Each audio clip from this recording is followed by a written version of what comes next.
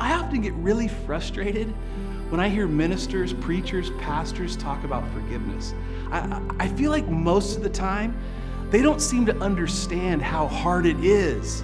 And even if they do, they don't seem to really feel the pain that others can inflict. You see, I've been really hurt by others before. Deep hurt by people that claim to be for me.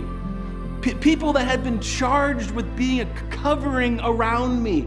And instead they were attacking me and my family while all the time pretending to be people of God. I mean, I know that pain. I know that hate.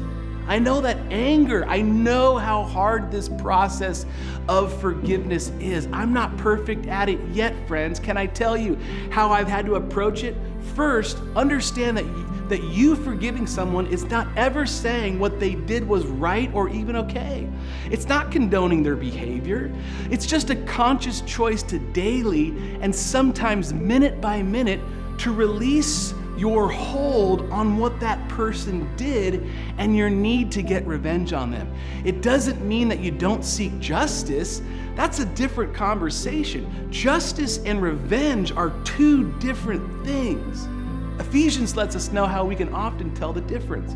Paul tells us what the fruits of unforgiveness and wanting revenge look like in our lives and how we need to get rid of them. Look what it says in Ephesians chapter 4, verse 31. Paul says it like this: get rid of all bitterness. Man, that's hard. Get rid of bitterness, rage, and anger, brawling, and slander, along with every form of malice. And here, look what he says. Be kind and compassionate to one another, forgiving each other just as Christ God forgave you. Forgive just as Jesus forgives us. Jesus doesn't ever say that our sin is okay.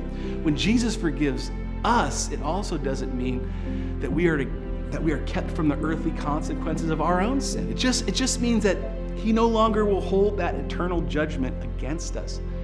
Forgiveness is setting a person free and finding out that that person is you.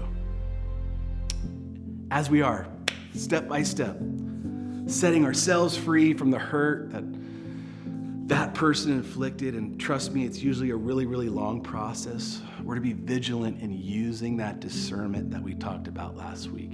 Forgiving someone doesn't mean you now have to do life with them or even let them close to you ever again. Forgiveness is releasing the connection between you and what they did to you. Even if it's just a tiny bit each day, this is still forgiveness.